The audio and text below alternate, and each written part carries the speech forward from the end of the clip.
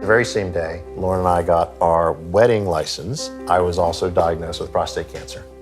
Providence St. Joseph's was down the street. That's where we went. When we got pregnant, St. Joseph's was the place to go. I'd had a great pregnancy. It all changed one morning. Very quickly realized that I was bleeding pretty significantly. I raced up here and went down and found her in the bathroom sitting on the floor in blood. This is 5.5 weeks early. This was not our time to have a baby. And people are running in and out of the room. And a nurse came up to me and she said, "Do you need a hug?" And I said, "Yeah, I need a hug, you know." That action, I believe, got me through, you know, the next 10 minutes until Mike was allowed to come into the room and hold my hand and be there with me. Harry came and spent the night with us and was a perfect baby.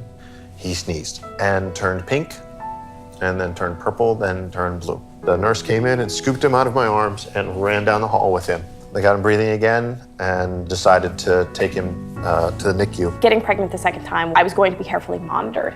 37 weeks in, my blood pressure actually started to rise a little bit. The next morning, I actually started going into labor. The very day that Ben was born, the Providence newsletter was published with Harry's picture on the cover. Literally, a nurse stopped and thanked me for supporting the hospital. There's definitely a sense of community and a sense of family in that building. It's why we started the toy drive. It's why we support as much as we can financially, and we try to work with the foundation.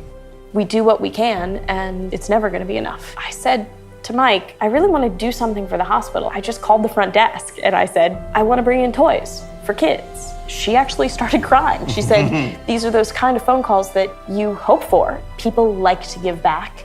They just need an opportunity to do so. There are many, many charities to support, but one that could save your life or the lives of your children is a good investment.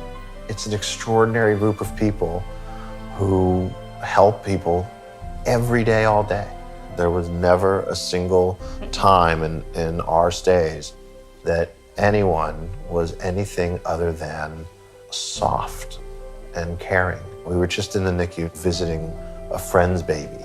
The parents weren't there, but I saw one of the nurses love their baby and kiss their baby on the forehead and gently put him back into the draft bed. That nurse cared for and loved that baby with no one watching.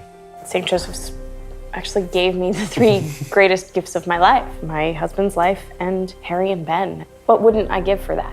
You want a hospital to be part of your community, you just do. And this is that hospital.